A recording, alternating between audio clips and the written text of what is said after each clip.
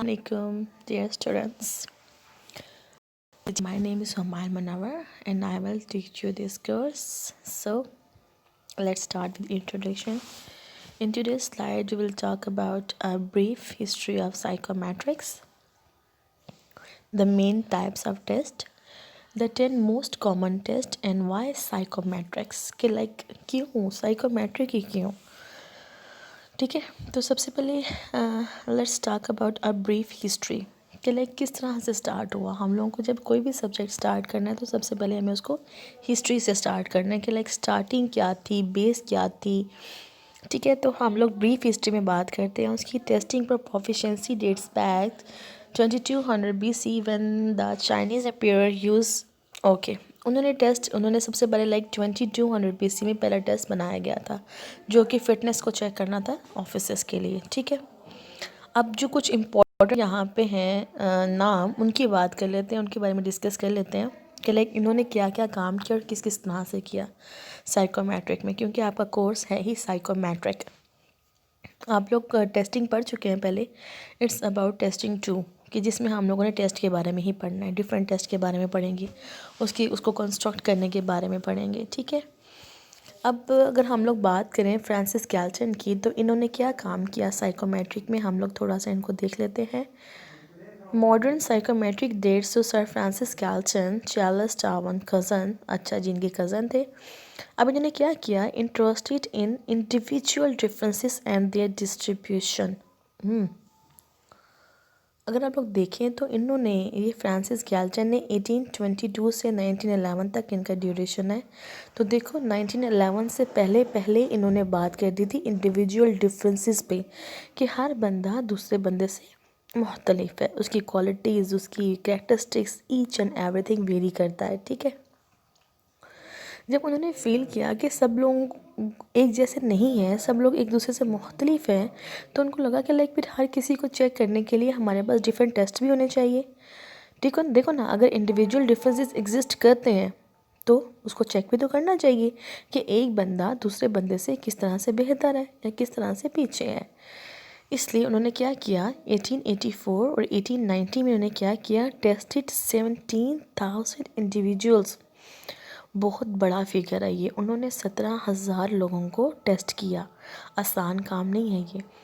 अब उन्होंने कैसे उनको टेस्ट किया, किस बेस पे किया, उनकी हाइट की बेस पे, उनके वेट की बेस पे, उनके साइज़ की, या उनके बिहेवियर की, उनकी हैंड स्टैंड की, उनकी विजुअल। अब उन्होंने बेसिकली उनकी फ़िटनेस के लेवल को चेक करना था। ठीक है, अब फिटनेस के लेवल को चेक करने के लिए उन्होंने देखा कि उनको इस सारे एलिमेंट को स्टडी करना था।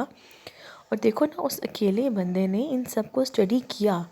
अब 17,000 बंदे को स्टडी करना इंतहाई मुश्किल काम है, लेकिन उसने स्टडी किया और साथ में फिर इनके सारे पॉइंट्स को भी देखा, उसकी हाइट को, वेट को, size of accessible body part को, बिहेवियर को, विजुअल एक्टिविटी को, सब चीज़ों को। Demonstrated that objective test could provide meaningful score. अब देखो, इतनी मेहनत करके उन्होंने क्या प्रूव किया, ये मकसद क्या था उनका? मकसद यही था कि उन्होंने कहा कि टेस्ट आपको एक मीनिंगफुल इन्फॉर्मेशन दे सकता है। अब हम लोग हवा में बैठ के बात नहीं कर सकते कि लाइक ये बंदा दूसरे बंदे से फिज़िकली फिट है। ठीक है, उसने कहा आप डिफरेंट टेस्ट कंडक्ट करें ना, आप चेक करें। आप जब तक टेस्ट कंडक्ट नहीं करेंगे तब तक आप चीज़ों को एलेबोरेट नहीं कर पाते, चीज़ों को जस्टिफाई नहीं कर पाते। तो जस्टिफाई करने के लिए आप लोगों को उनके टेस्ट करना लाजमी है, क्योंकि टेस्ट आपको एक्यूरेट इन्फॉर्मेशन दे देते हैं। ठीक हो गया, तो इस तरह से इनका काम फ्रांसिस गैल्टन का काफ़ी ज़्यादा, मैं तो कहती हूँ बड़ी मेहनत की उन्होंने, और उस टाइम पे जब इसका तसव्वुर भी नहीं किया जाता था। अब उसके बाद दूसरे हमारे पास आते हैं जी जेम्स कैटल। इन्होंने क्या किया जी, इनका पे पढ़ लेते हैं। James Cattell first used the term mental test in 1890। अब ये वो मोहतरम है जिन्होंने पहली बार मेंटल टेस्ट का नाम इंट्रोड्यूस करवाया कि कोई मेंटल टेस्ट भी हो सकता है, क्योंकि इससे पहले जैसे आप लोगों ने पढ़ा मेरे साथ कि फ्रांसिस गैल्टन ने फिज़िकल टेस्ट किया था, फिटनेस टेस्ट किया था। अब जेम्स कैटल ने कहा कि अगर फिटनेस टेस्ट हो सकता है तो वाई नॉट मेंटल टेस्ट भी हो सकता है। अब उन्होंने क्या किया, his test were in the brass instrument tradition of Galton, mostly motor and equity test. अब इसने क्या किया, मोटर बेस्ड टेस्ट बनाए, यानी अपने मसल मूवमेंट टेस्ट बना दिए, फाउंडेड इन साइकोलॉजिकल रिव्यू। अब उसने बात की कि उनके साइकोलॉजिकल रिव्यू में उन्होंने कहा कि इस पे बात करनी चाहिए, मेंटल टेस्ट भी हो सकते हैं। बेसिकली जो उनका मेन काम बताया जा रहा है वो यही बताया जा रहा है कि इन्होंने इस टर्म को फर्स्ट टाइम इंट्रोड्यूस करवाया था। ठीक है, अब नेक्स्ट हम लोग बात करेंगे क्लैक विस्लर की। तो उसने क्या किया जी, Clark Wissler did the first basic validational research. इसने पहली रिसर्च की थी जो कि वैलिडेशनल थी। एग्जामिन द रिलेशनशिप बिटवीन और old mental test scores and academic achievement. अब उसने कहा जो उनके ओल्ड मेंटल टेस्ट किए गए थे और उनकी एकेडमिक अचीवमेंट थी, उनके साथ क्या लिंक था, उसने इस चीज़ को देखा। His result were largely discouraging. He had only bright college students in his sample. Why is this a problem? Wissler became a anthropologist with a strong environmental bias. ठीक है, इस बंदे ने इन्वायरमेंटल को इम्पोर्टेंस दे दी कि लाइक ये चीज़ भी important हो सकती है। आगे जो नेक्स्ट हमारे पास है वो अल्फ्रेड बिने हैं। अल्फ्रेड बिने ने बड़ा मज़े का टेस्ट बनाया था। इंशाल्लाह मैं आगे चल के आप लोगों के साथ ये टेस्ट डिस्कस करूँगी, हम लोग टेस्ट अप्लाई करेंगे। इन्होंने क्या किया जी, गैल्टन ने the Galtonian approach was like inferring the nature of genius from the nature of stupidity. लेकिन उन्होंने कहा जी जीनियस भी होते हैं और स्टूपिड भी होते हैं। उन्होंने कहा इनमें क्या डिफरेंस होता है, ये क्या सीन है इनका। इन्होंने तो क्या किया, फर्स्ट इंटेलिजेंस टेस्ट बना दिया। इस बंदे ने 1905 में फर्स्ट इंटेलिजेंस टेस्ट बना दिया। और इसकी इंटेलिजेंस टेस्ट में ना डिफरेंट एलिमेंट्स हैं, लाइक पिक्चर नेमिंग थी, राइम प्रोडक्शन थी, वेट ऑर्डर्स था, क्वेश्चन आंसरिंग थी, वर्ड डेफिनेशन थी। लाइक इसने जस्ट एक ही फिनोमिना नहीं रखा था इंटेलिजेंस को मेजर करने का, लाइक जस्ट मार्क्स दे के बता तो ये बंदा इंटेलिजेंट है। उसने कहा नो, बिल्कुल नहीं। उसने डिफरेंट एलिमेंट्स को सोचा। उसने कहा मैं डिफरेंट लेवल्स पे चेक करूँगा इंटेलिजेंस को, और इसी तरह से हुआ। वो डिफरेंट लेवल पे इंटेलिजेंस को चेक करते हैं। ये टेस्ट हम लोग करेंगे इंशाल्लाह आपके साथ। ओके जी, द राइज ऑफ साइकोमेट्रिक। वो कहते हैं किस तरह से ये साइकोमेट्रिक किस तरह से शुरू हुआ, ये क्या हुआ। तो लेविस टर्मन या Lewis Terman 1916 produced a major revision of Binet scale. Binet का स्केल भी इंटेलिजेंस से बेस करता है, उसको रिवाइज किया गया। रॉबर्ट ने क्या किया, convince the US government to test अब 1.75 मिलियन आर्मी को 1919 में। अब रॉबर्ट ने उनको फोर्स किया कि हम लोगों को अपनी जो आर्मी में रिक्रूटमेंट्स हो रही हैं इनको स्टडी करना चाहिए। तो इन्होंने इतने लोगों को स्टडी किया। पोस्ट WWI वॉर के बाद factor analysis emerge making other aptitude and personality test possible. फिर इन्होंने एप्टीट्यूड करना शुरू किया और पर्सनैलिटी टेस्ट भी करने शुरू कर दिए। अब हम लोग बात करते हैं जी what is a psychometric test, कि बेसिकली एक साइकोमेट्रिक टेस्ट होता क्या है। ये टेस्ट तो हमें पता है भी टेस्ट है, ठीक है, लेकिन साइकोमेट्रिक टेस्ट क्या है। आप यहाँ पे इस चीज़ को क्लियर करें, आपको ये समझने की ज़रूरत है, क्योंकि आप यही सब्जेक्ट पढ़ने जा रहे हैं, यही कोर्स पढ़ने जा रहे हैं, साइकोमेट्रिक। ठीक है, तो आपको पता होना चाहिए कि बेसिकली साइकोमेट्रिक टेस्ट होता क्या है। ठीक है, अब देखें, अब ये एक ऐसा टेस्ट है जिसमें स्टैंडर्डाइजेशन प्रोसेस हो। अब स्टैंडर्डाइजेशन क्या प्रोसेस होता है कि जिस टेस्ट की रिलायबिलिटी और वैलिडिटी बहुत अच्छी हो, लाइक वो हर बार वेरी ना करती हो, उसकी रिलायबिलिटी और वैलिडिटी सेम हो, उसकी स्टैंडर्डाइजेशन सेम हो। अब वो कहते हैं test is a standardized procedure for sampling behaviour and describing use scores और कैटेगरीज, कि उसकी कैटेगरीज उसके स्कोर्स हर बार सेम ही रहे। Most test are projective of some non test behaviour of interest. Most test are norm references, they describe the behaviour. अब वो कहते हैं कि नॉर्म्स भी वेरी करती हैं, और सम टेस्ट आर क्राइटेरियन रेफरेंस। अब कुछ टेस्ट में उन्होंने क्राइटेरियन बनाती हैं।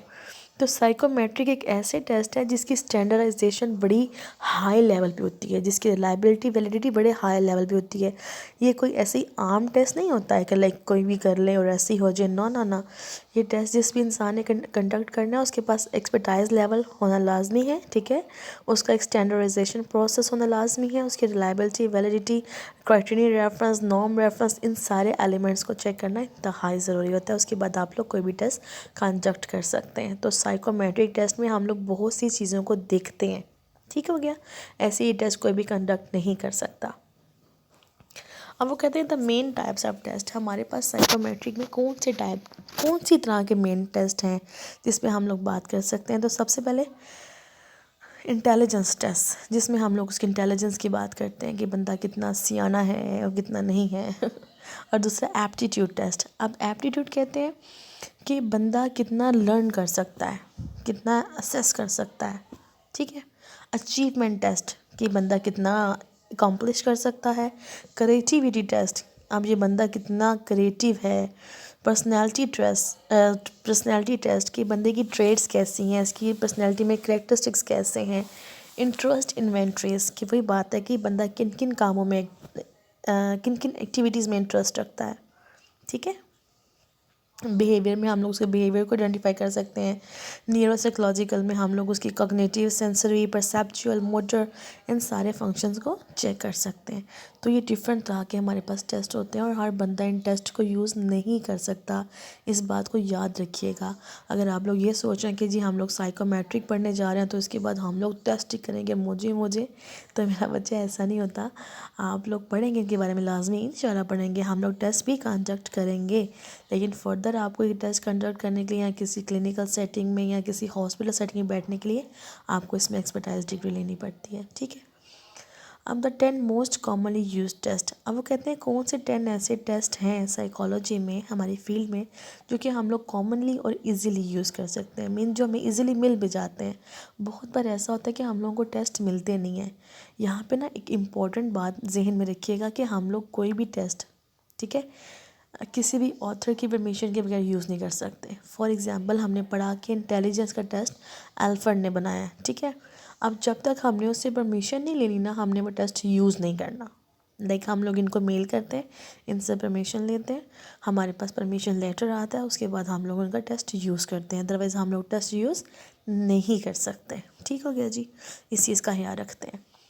अब वो यहाँ बात कर रहे हैं the 10 most commonly used test कि कौन से 10 कॉमन टेस्ट हैं जो हम लोग यूज़ करते हैं इन साइकोलॉजी। द फर्स्ट पे वही है विस्क इंटेलिजेंस टेस्ट है, GP Bender visual motor gestalt test है, वेस्टर का एडल्ट इंटेलिजेंस स्केल है, Minnesota एमएमपीआई।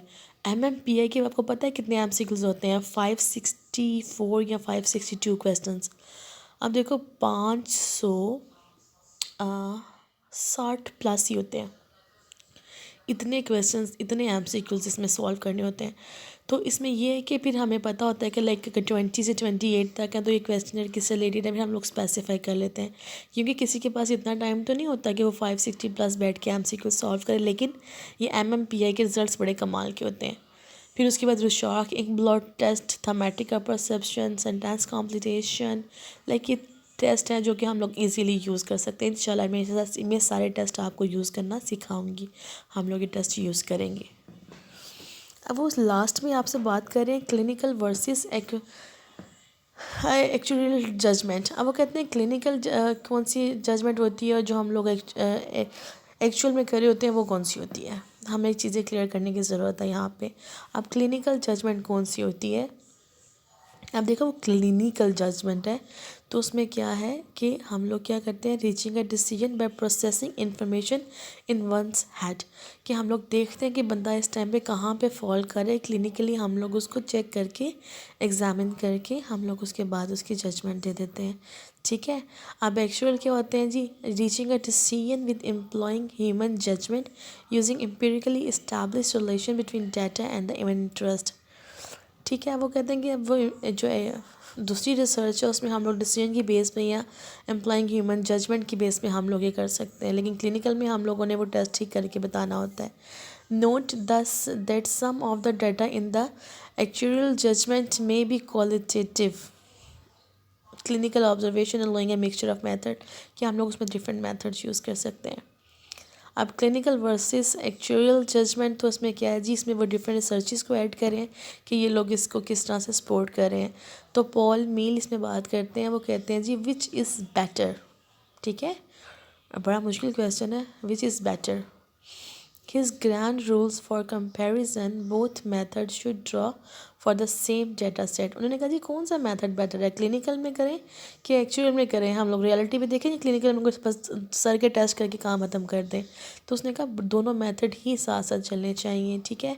Cross validation should be required. उसने कहा हमें वैसे भी चेक करना चाहिए, ऐसे भी चेक करना चाहिए कि लाइक एक्चुअल में बंदे में क्या चेंजेस है और मेंटली या क्लिनिकली उसमें क्या प्रॉब्लम्स आ रहे हैं, तो अब दोनों मेथड्स को साथ लेके चलें। अब दूसरे उसमें मेल ने क्या कहा था, he looked at between 16 and 20 studies. Okay, इसने इतनी स्टडीज़ को देखा, उसने ये कहा कि it is clear that the dogmatic complacent assertion sometimes had for clinician that naturally clinical prediction। उसने कहा देखें बात तो ठीक है, क्लिनिकली चीज़ें भी मैटर करती हैं, लेकिन जो प्रडिक्शन है in all but one case predictions में भी जो प्रडिक्शंस हैं वो दूसरे पे बेस करी होती हैं, ठीक है। लेकिन वो जो हम लोग क्लिनिकली मेथड पर कर रहे हैं वो भी इम्पॉर्टेंट है। In a late paper he changed his mind about this one, लेकिन बाद में उसने अपना माइंड चेंज कर लिया। 33 ईयर्स लेटर उसने क्या कहा, मीन इसी बंदे ने 33 साल बाद अपनी स्टेटमेंट दी, there is no controversy in social science that shows such a large body of qualitatively diverse studies coming out so uniformly as this one. Okay जी, सही हो गया। वेयर आर क्लिनिशियन, अब वो कहते हैं कहाँ भी होते हैं, इनकी स्ट्रेंथ्स क्या हैं। थेरी मेडिएटेड जजमेंट, कि ये क्या करते हैं, if the predictors know the relevant casual influences, अगर जो बंदा प्रेडिक्ट कर रहा है उसको पता है कि इसके कॉज एंड इफेक्ट रिलेशनशिप्स क्या हैं, वो फिर चीज़ों को मेजर भी कर सकता है। अगर उसको पता ही नहीं है कि चीज़ें कॉज कहाँ से कर रही हैं, इफेक्ट्स कहाँ से कर रही हैं, तो ऑब्वियसली वो फिर उसको मेजर भी नहीं कर सकता, ठीक है। अब वो बाद में दूसरे पॉइंट में कह रहे हैं ability to use rare events. Okay जी, कैसे, if the predictor knows that the current case is an exception to the statistical trend, he can use the information override the trend, ठीक है। It is in the theory possible to build this into actual methods. Okay, उन्होंने कहा कि हम लोगों को पता होना चाहिए कि कहाँ पे हम लोगों ने कौन सा मेथड यूज़ करना है और कहाँ पे कौन सा मेथड यूज़ नहीं करना। अब हम लोग क्या करते हैं, able to detect complex predictive cures, कि हम लोग क्लिनिकल मेथड के थ्रू डिटेक्टिव कॉम्प्लेक्स जो इन्फॉर्मेशन है उसको प्रेडिक्ट कर सकते हैं कि हाँ ऐसा हो जाएगा, और हम लोग चीज़ों को फिर रीवेट कर सकते हैं, रियल टाइम में चीज़ों को सर्च कर सकते हैं। Immunity for fatigue, forgetfulness, hangover, hostility, फिर हम लोग इसमें सिम्टम्स की बात भी कर देते हैं कि लाइक इसके साथ भी इफ़ेक्ट हो रहे होते हैं। अब वेयर है एक्चुअल स्ट्रेंथ, कंसिस्टेंसी और प्रॉपर वेटिंग। अब वो कहते हैं कि एक्चुअल में आपको कंसिस्टेंट होना पड़ता है, आपको चीज़ों को देखना पड़ता है, वेरिएबल्स को साथ साथ लेके चलना पड़ता है, टाइम देना पड़ता है, ठीक है। जो इररिलेवेंट वेरिएबल्स हैं उनको पॉइंट आउट करना है, जो रेलिवेंट है उनको पॉइंट आउट करना है। फीडबैक एंड बेस रिजल्ट, आपको बेस रेट्स, अब आपको उसके जो एक्चुअल स्ट्रेंथ है उसमें आपको फीडबैक पे बात करनी है, कंसिस्टेंट में बात करनी है, उसको साथ साथ बताना है कि कहाँ पे कौन सी चीज़ किस तरह से फॉल कर रही है। Not overly sensitive to the optimal, even simplistic actual judgement often beat human judgement. अब कहते हैं कि एक्चुअल जो जजमेंट्स होती हैं वो आपकी ह्यूमन जजमेंट को भी बीट कर सकती हैं, लाइक इतनी अच्छी भी हो सकती हैं। डिपेंड करता है सिचुएशन टू सिचुएशन, कहाँ पे क्लिनिकल जजमेंट करनी है और कहाँ पे एक्चुअल जजमेंट करनी है। ठीक हो गया जी। तो आज के लेक्चर में बेसिकली जो हम लोगों ने पॉइंट्स क्लियर किए हैं, सबसे पहले मैंने आपसे बात की कि बेसिकली आपका जो टॉपिक है वो किससे रिलेट कर रहा है। हिस्ट्री पे हमने बात की कि हिस्ट्री में हम लोगों ने देखा कि सबसे पहले किसने इसको इंट्रोड्यूस करवाया था, ठीक है, मैंने आपसे वो डिस्कस किया। उसके बाद मैंने आपको बताया कि साइकोमेट्रिक है क्या, ठीक है, जिसमें हम लोग स्टैंडर्डाइजेशन का, नॉर्म्स का, क्राइटेरियन का, सबका देखते हैं। फिर हमने बात की the main types of test, कि मेन टाइप कौन कौन से हो सकते हैं। फिर द 10 मोस्ट कॉमनली टेस्ट, जो 10 मोस्ट कॉमन टेस्ट हैं उसके बारे में थोड़ी सी इन्फॉर्मेशन मैंने आपसे शेयर की है। फिर क्लिनिकल वर्सेस एक्चुअल जजमेंट हम लोगों ने उस पर बात की है, एक्यूरेटियल या एक्चुअल जो भी इसका नाम है, हमने इस पर बात की है। तो इस तरह से हम लोगों ने आज के टॉपिक को कवर किया है। इंशाल्लाह हम लोग जो क्लास होगी आपके साथ जूम पे, उसमें जो प्रॉब्लम, जो क्यूरीज, जो कंसर्न्स आपके होंगे, इंशाल्लाह उसको डिस्कस करेंगे। ओके जी, अल्लाह की अमान।